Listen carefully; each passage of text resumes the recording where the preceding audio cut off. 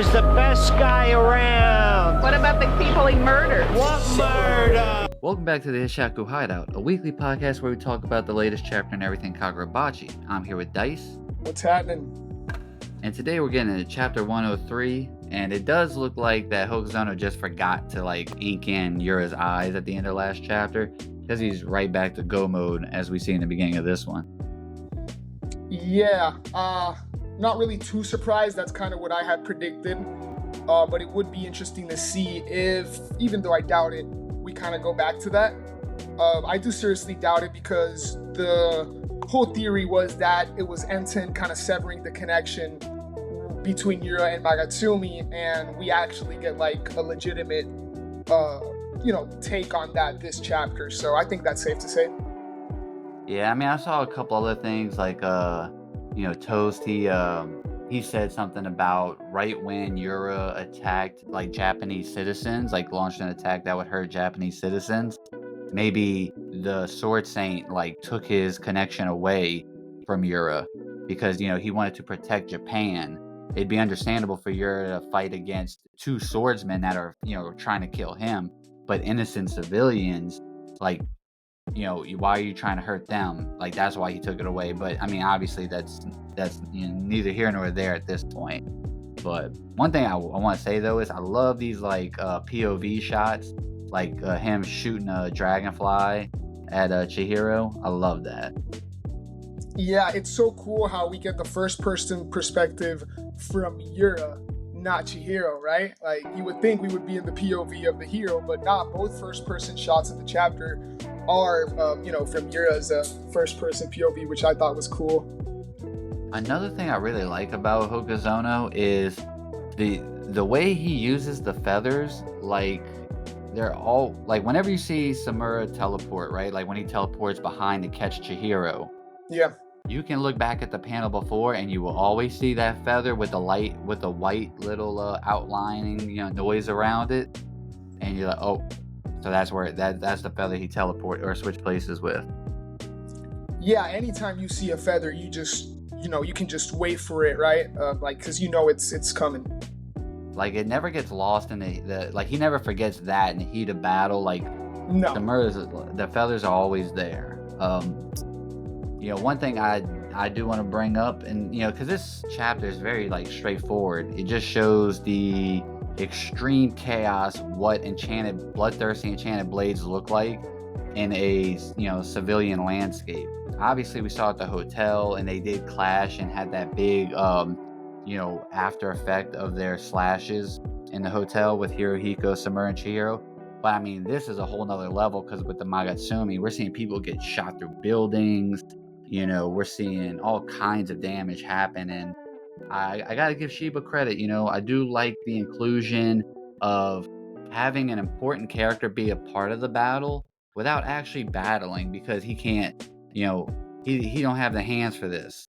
He's not ready for this type of fight, but he's still a very integral part of the fight because Samura is trying to keep them within the range of the areas that Shiba has teleported and saved already. But with Yura causing chaos with the Magatsumi, it's hard to keep that in one centralized area.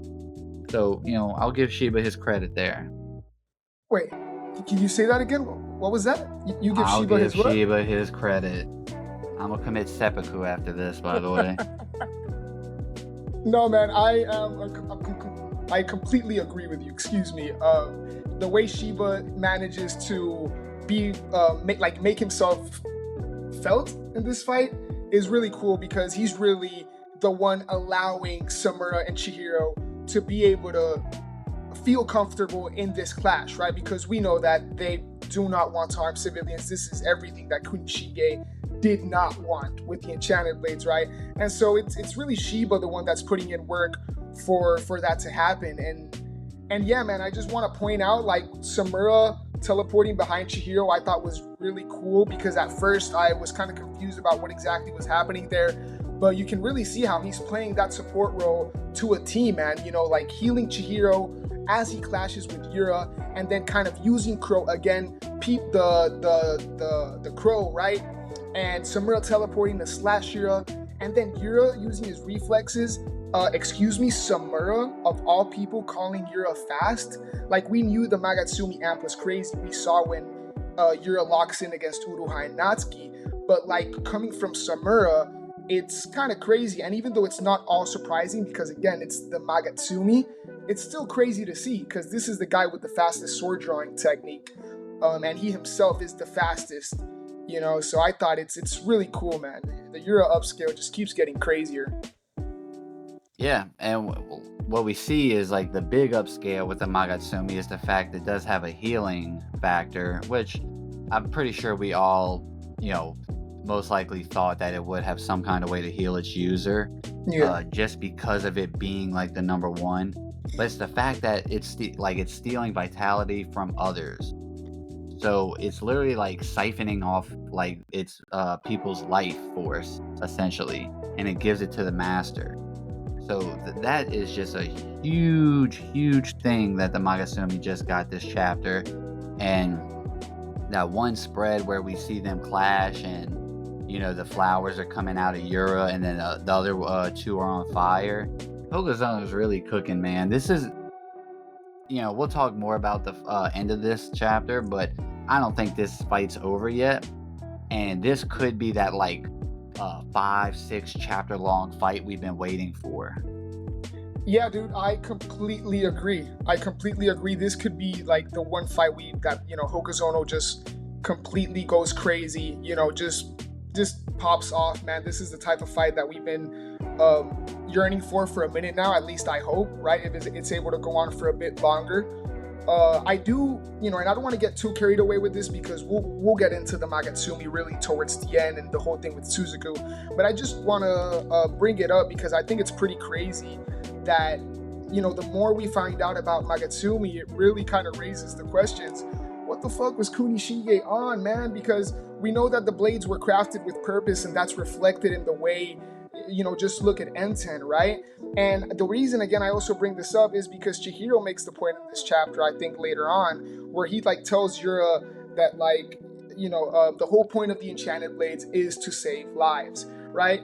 But bruh, look at Magatsumi, it literally steals life, so I just can't wait for more Magatsumi lore, because that man Kunishige was in a very dark place when he made that blade, and again, it just kind of takes Magatsumi to the even more deeper into the other side of the spectrum, whereas Enten is at the polar opposite, because again, Enten made to protect, and Magatsumi is just clear that it's the direct opposite in almost every single way. And I just wanted to bring that up, man, because it's as clear as day in this chapter. There's a few things going on here, right? Now, I made a video a while back, and in the video, I said that Chihiro was Kunishige's greatest masterpiece. Yeah. It was Chihiro's, addition to his life that gave him light, which allowed him to make something like Enten, a savior sword. Whereas the Magatsumi was created in the midst of war. Yep. It was created in, that situation that have to take lives in order to protect your loved ones, protect your country. Then there's also the thing of the sword bends to the user. The user is like a slave, basically. Now that we know Soga is a psychopath, I'm wondering, I would like to see what the original Magatsumi's design was capable of. And I would like to see how far it came with Soga bending its true realm to his will. Maybe it wasn't as viscerally evil as it appears now. Maybe it just became that way because Soga's a psychopath. Could be. Yeah, but this fight, like I said, this, we do talk about, Samura talks about getting Yura. He says he's getting closer and closer. Apparently he can't unsheath it, but to what extent can he use its powers? So I look at this personally, they say Kyora was using the tip of the Magatsumi, and we've talked about this a couple episodes. We won't have to go into it deep, but I am wondering if we'll ever see Yura actually try to unsheath it and if he gets halfway or something. You really want to see that thing unsheathed halfway, huh? You brought it up. I want to see it. I want to see him whip that thing out. I want to see him whip that thing out, unsheath that monster. But I think the more important thing here is about Samura knows that there's something else about that sword. There's a power that Yura's not really hitting yet, and he's I think that's what he's worried about. That it goes deeper. The malediction, obviously, but is Yura gonna pull that out?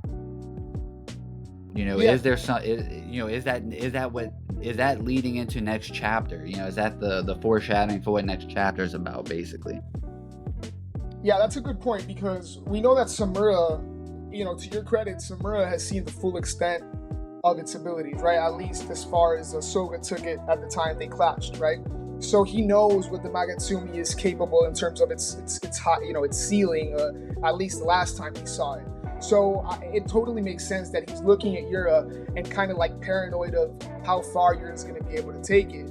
And as far as what we were talking about, to what extent he can use his powers, I think it's directly related to Soga not necessarily being in his head, and so it's all in Yura's like the ball's in Yura's court, right?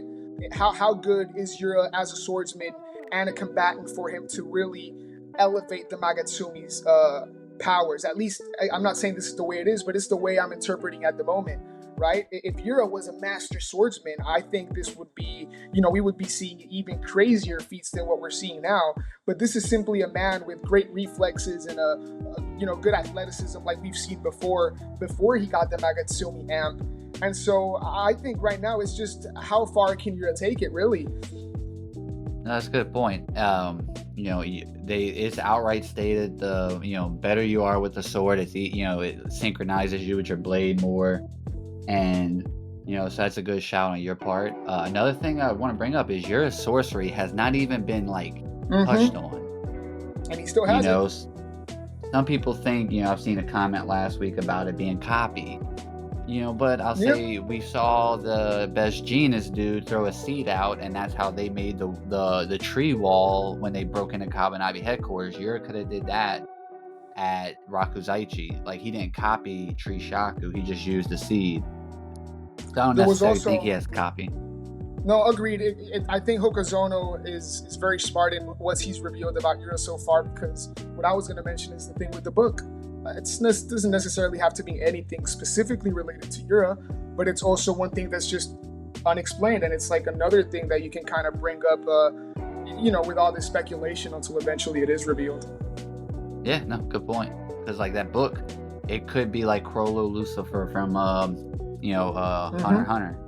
He has a book that allows him, that's his, his Nen ability that allows him to copy other hunters' abilities and such, with he has restrictions he has to follow, or prerequisites he has to have.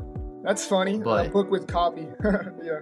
So basically, whatever page he's on, he used that ability, so it's something like that, and that's how he whipped out that sword. Maybe that book is something logistical, he can summon it, and it's kind of he can store things in his own little mini storehouse, but obviously, not as good.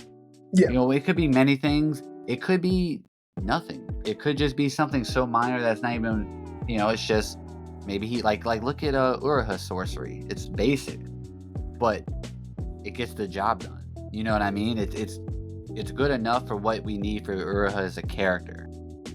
So I'm willing to see if because Yura technically can use his sorcery here. Because we saw Kiora use his sorcery in the Rakuzaichi while wielding the Magatsumi the same way Yura's using it now. So you can do two at once. He's not the contracted wielder of Magatsumi. So that's one thing to take note of too, just to see if he will bust out his sorcery. I don't know. I do like the fact of how him being a good fighter was shown on his introduction though against Chihiro. And we're seeing his mobility in fighting and how nimble he is, and the dude, he's got hands, but now he's using a sword. And I mean, I am impressed with this fight, just to be honest. Agreed. No, man, agreed. I think last thing I'll say in regards to, the theories regarding your sorcery, it could also be something really simple, and I would imagine to some people unsatisfying, but something like really good luck. It could be that because, the The whole prophecy thing. It could Yeah, just be the prophecy. He has there's- like a prophecy. yeah, there's like the prophecy, but there's also the reason I say luck is because he really likes gambling, and that's been something that's like so embedded in his character almost every single time we've seen him, and so there could be a reason for that, right? I'm not exactly backing this theory, right? It's just saying that there's a lot with Yura's character that's really interesting to look at, but who I really want to move towards, if it's Oh, wait, okay. you mind before we jump to the next one? I want to just add to Go your ahead. point. They even talk about wagers in this chapter. Oh, that's a good point, and we'll get there. That's a good point. Hey, good shout, Matt, because My we'll bad. get there. But No, that's good because I was about to get into Samura, right? Like, we talked about how a lot of what we're seeing with Samura's true realm in this chapter was established in the fight with Hirohiko, right? We saw what he did with the building, and what he did with Suzaku, then he basically does with Crow this time around after Shiba tells him that he cleared the cart, free of people. And, we see what happens between Yura and Samura. I'll let you kind of get into that before we get into the wager stuff. yeah, so as we see, like, Yura ends up, we see Yura during the battle, he uses like a dope spider ability, and we see it through the whole building. Oh, yeah. And that I love that shot. Then we get to see him basically, it Real says quick. like with I'm sorry, Ty, before we just move on, isn't it crazy how it didn't even last 1 second because of Samura's Suzaku, and Yura still goes like, plenty of time. yeah, so he's talking to the narrator. He's like, no big. It's kind of like the Oh, security shit, dude for that's true. Kabunabi. Yeah, It's like, dude. so? It's like, so? Damn, that is really flexing. and eat this dragon, like the sword saint whispering in his ear. Yeah, Samura really doesn't like dragonflies. for Hit him with real. it again. He backed Because he you for fucking, real, he man. hits him with that bitch twice. Dude, you were so on point with that, bro. Yeah. And he Yeah. sends him flying. And the thing is, now he's backed into a corner with like civilians behind him. Obviously, what can he do here? He's basically screwed. And this is where Shiba comes in again, which, his inclusion in the series is just like, oh, very convenient timing, Shiba. And does that bum look like he got punch marks on him? Oh, never mind. I'm about to say maybe a civilian sweat, beat right? him up. Let me just Stop stop. it.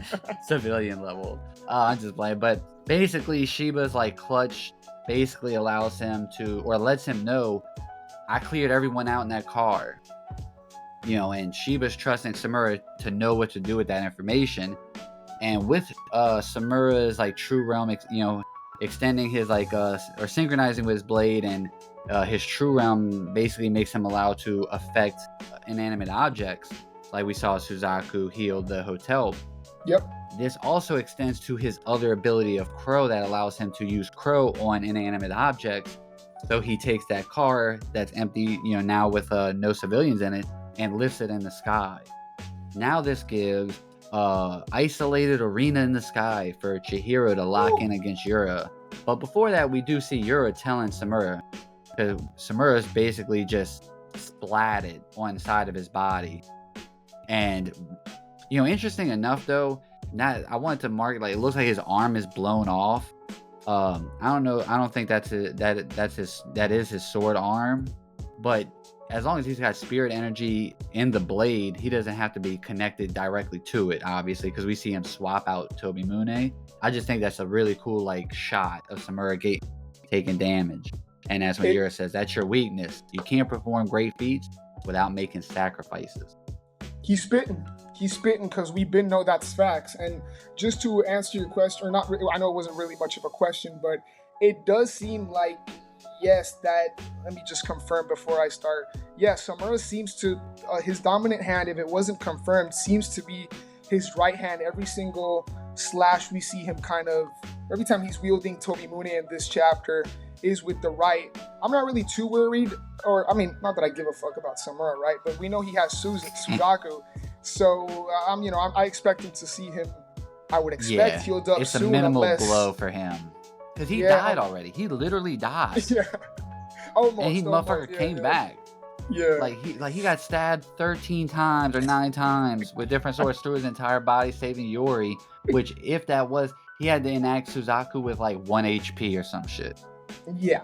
Yeah. It's crazy. Because Urha outright says in like the following chapter, or when he like wakes up, when you die, like you lose, like you instantly like the connection breaks. Yeah. So like Samura just has, he just has like such a good grasp of his sword, obviously so. But everything is set up here for Chihiro to be in this isolated arena in the sky, which is so fire. And Chihiro's just, every time Chihiro's on panel against Yura, Chihiro's eyes are directed on Yura. He trusts Samura and Shiba to do their part. Chihiro's part is to fuck Yura up. Yeah, no, for real. For real. I love it, bro. He's not Chihiro wavering. moves me, man. Hey, I get it, man. I get it. Because, what comes next is exactly what you brought up. Yura kind of, he kind of misread Chihiro for a minute. He thought that what Chihiro did then and there was his wager. But, Yeah, he's like, no, he's like, this isn't the wager. The wager comes, like, trusting in Samura to be there for the assist, which of course he will be with Suzaku. But just how Suzaku functions. Knowing that this isn't Yura, this isn't a part of Yura. Yura is a proxy of this. So it isn't, like, accustomed to his actual, like, body. So it's going to affect him differently. And, basically it looks like it paid off for now. Because we even see, interesting enough, I didn't really notice this the first time I looked at this chapter. But in the second to last page, the very bottom, you can see Yura's eyes. And it looks like some of the black is being stripped away from the eye. Yep. But in the final chapter, his eyes are completely black. It's just like playing off the eye thing. I think, like, as a community and a fandom, we should just stop worrying about the black eye thing. Agreed. Like in certain points it is important, but in like a chaotic scenario, like look how much like inking is done in the last like 2 pages. It's understandable for Hokuzono to not fully ink something out. You know what I mean? Yeah, no, I completely agree with you. And again, man, we know how the weekly schedule is, and mistakes aren't like, they're part of this. They're part of the weekly read. So I do agree, and like we have to be careful in how much we look into this sort of stuff, while at the same time always keeping an open mind, because you just never know, right? But at the same time, you can never be so sure until it's flat out confirmed. I do want to bring up one thing just to kind of go back to the whole Samura thing in terms of him having Suzaku after, that one blow by Yura. I mentioned how I wasn't tripping because we know that he was going to be able to heal himself, but the timing isn't really working out in his favor because Chihiro asks for his firepower, and the next panel we see from Samura, it looks like he's very much in pain. I'm not sure if like what we're seeing is him covering himself with Suzaku as well, but I would guess he prioritized Chihiro, and he's still pretty much heavily injured, and the Suzaku is all going to... Oh, my bad. I kind of see where you're getting at. Yeah, he could be injured, and Suzaku's going straight to Yura and Chihiro. Feel me? Yeah, because he might not be able to heal. Well, he's not healing, but he might not be able to focus on 3 people. Yeah, we usually see him do it on 2. And he's going maximum output. We know that's not really a thing here, but like you get what I'm saying. Low-key, I wondered if even Chihiro had to be like put on fire for it to like fully work. But, because like Chihiro's just eating the fire too. But obviously that's not the case. It heals him, so he's chilling. Yeah, it was more just like I was thinking because like Yura's going to cover him in the flowers as well. But Samura's grasp of Suzaku is just next level. He can control it. He could just hit them with a big fireball and it's going to do its thing. It's going to, deviate itself differently to Yura to Chihiro. Like those irregularities, as they're called here by the Magatsumi within Chihiro, would not be connected to him, right? So like if anything, it would heal him, but because Yura is actually taking life from these irregularities, Suzaku's targeting that and it would affect him that way. You get what I'm saying? Like Chihiro can't be injured because for all intents and purposes, those irregularities aren't giving him life. Whereas in Yura's case, those irregularities that Suzaku is targeting is directly what Yura is feeding off of. So that's why he's a target and Chihiro isn't, even if he were to be covered by whatever abilities from the Magatsumi. You feel me? Hey, bro, my brain feel funny. Mine too. I'm No, just saying. I know, I get you. No, yeah, I know what you mean. Yeah, And like that's why I'm willing to see Yura just break out, just say malediction. You know, next chapter start off. Oh my god! But just we level the playing field. Yeah, but let's get into this, right? And you know, like you said, there's not really a whole lot to get into, but in terms of this plan, right, using Suzaku to sever that connection with Yura, you and me, you know, spoilers, like we're on the same page. This isn't really gonna work, we think, right? I'll let you speak for yourself, but I straight up compared this to Jacob's Ladder. I think it's the same thing. It's not gonna do shit. I believe Yura's gonna it's just a matter of time before he finds how to counter it. It's an obstacle. Yeah, it's merely an obstacle. What do you think? I agree. Like, I would think this is a very lackluster way to end the fight, me personally. You know, and this is just for my personal taste. You know, I'm not saying it's bad if it does end this way. I'm just saying for me as an enjoyment level, I think it'd be lackluster to end like this. I agree. You know, I think the removal of Samura during the battle is going to happen, and it's going to come down to a 1v1 situation. That's how I personally think it's going to, like, you know, move going forward. If it ends this way, I'll accept it, you know, but I will be vocal if I just think it's lackluster too. That doesn't mean I hate Hokuzono or I hate the series. It's just one part I just don't agree with. You know, I think some people also have to like learn to throttle their like the reality of the situation and their feelings. You know, it's okay to love a series and it still lets you down in certain aspects. You know what I mean? Like, I love JJK, it's my favorite series, and there's a lot of flaws in it. Oh man, I couldn't agree more, right? Sometimes you just kind of have to take things for what they are, and sometimes you like them, sometimes you don't. Sometimes those love opinions... something for what it is, not for what you want it to be. Yeah, man. But if you had to kind of take a stab in the dark, how would you think Yura? I know it's kind of tough to say, but how would you think Yura, you know, gets over this obstacle? He whips that thing out. You think he tries to unsheath it? That's a good thing to kind of get into. You think he would try? I wonder if there's a sort of drawback to that. Yeah, I mean, this is definitely tearing his ass up. Like, we look at his face, it's tearing his ass up. So it's something drastic.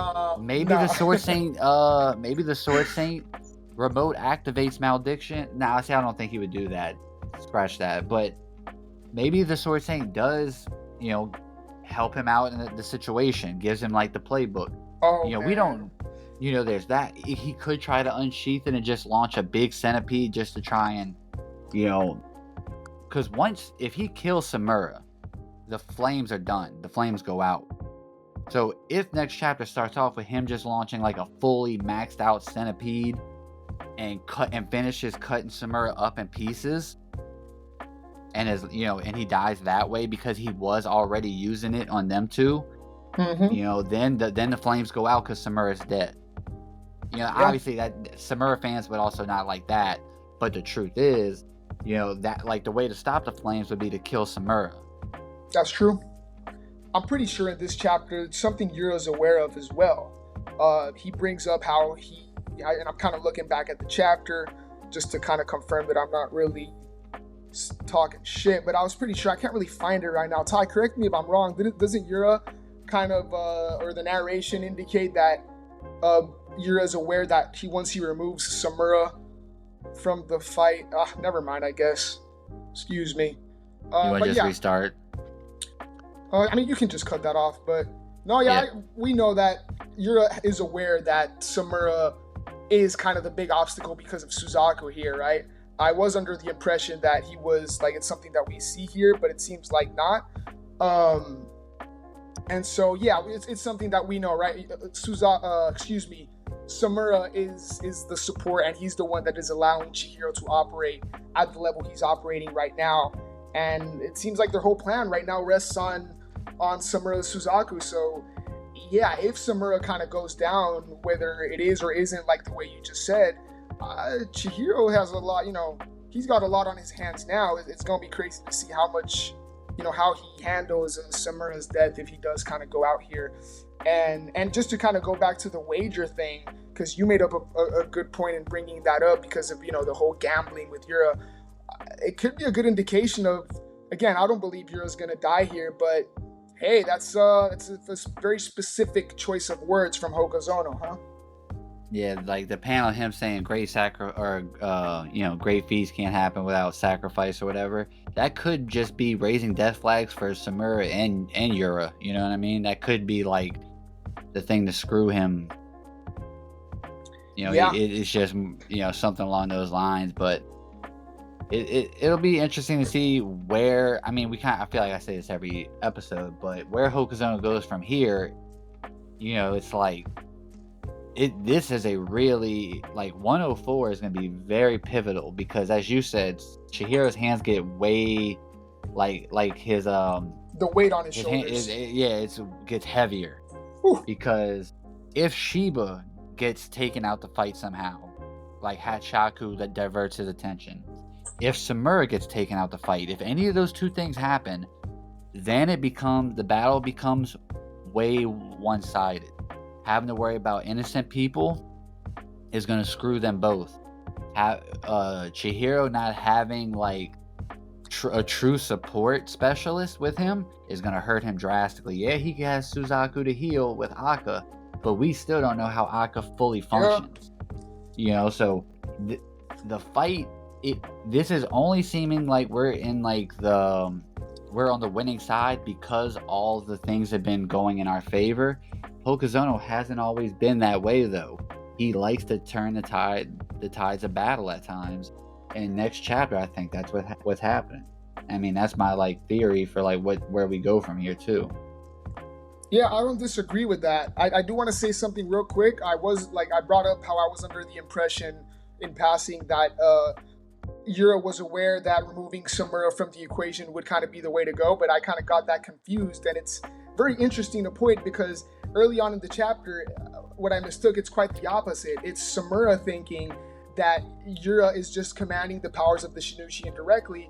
If he's able to kill him, that resolves Magatsumi as an issue, and then dealing with the swords ain't another matter. Yeah, so it's the reason I bring this up, not just to kind of correct myself, but it's interesting how in both of each other's heads, both Yura and Samura, they're almost definitely viewing each other as the primary target. Like I said, Yura's aware that Suzaku is what they're leaning on. At least he must be aware of it now that he's being targeted with it. And it's just interesting. I do agree that, Samura and Yura, that's going to be, even though all eyes are on N10 versus Magatsumi, Chihiro versus Yura, I wouldn't be surprised if next chapter we're getting Chihiro kind of set to the side just a bit to get that head-on clash between Yura and Samura and see who goes out, right? Because I wouldn't put it past Hokuzono that they both kind of go out together in some sort of sacrifice play. It's very interesting to think about. I would even be cool with seeing the inclusion of Char coming back. Maybe Chihiro gets an injury. And then Shiba teleports Char to him, or he teleports her to Char. And then when he comes back to the battlefield, Samura is just standing on is on his knees looking up at Yura as Yura kills him. Jesus. That would be gas, bro. I can't lie. But then we get at least here. But at least we would get Char, we get the, because oh no, they separated, and Shiba's just best bet is bringing him to Char instead of relying, because he knows Samura has been going for a while too, by the way. What he's been using his spirit energy for quite a while. So if he's just getting to the point where he's tapped out now, that could have been his last Suzaku fired, and then he's screwed because he has a big hole in his side now. Yeah, man. But I mean, that's all I really have to say about the chapter. Yeah, I mean, I guess last JJK reference of the episode is he really looking like Toji, man. Got the Apple logo. For real, yeah. I might put Samura on the Apple logo. That's my next edit. That's a good one, man. Yeah, no, I'm wondering, man. I really am wondering in that last panel we see him if he's also using Suzaku on himself, because there's kind of a little bit of it's kind of tough to say whether it's just a spark of from the injury itself, or is that like a hint that he is kind of also using Suzaku on himself? You know, whether he is or isn't kind of changes the whole, you know, the whole sight. It could be dying out. That flame could be dying out too. You Also, know, it could be yeah. on there, but it could just be flickering out to try and, because he's maximizing the others. Like, he's focusing everything else on them, and he's like not worrying about healing himself. Hey, that's very in line with who Samura is as a character, right? So everything is kind of falling into place, man. This was a really good read, really good chapter. Like you, I don't really have much else to say. I'm more intrigued to what the listeners and viewers have to say down in the comments. Looking forward to that. So I don't know if there's anything else you kind of want to get into. No, sir. I'm good. All right. All right, guys. Well, appreciate you. There is a chapter next week, so we'll see you for 104 and where this takes us. Yes, sir. And, you know, like, subscribe, all that good stuff, and peace. Peace.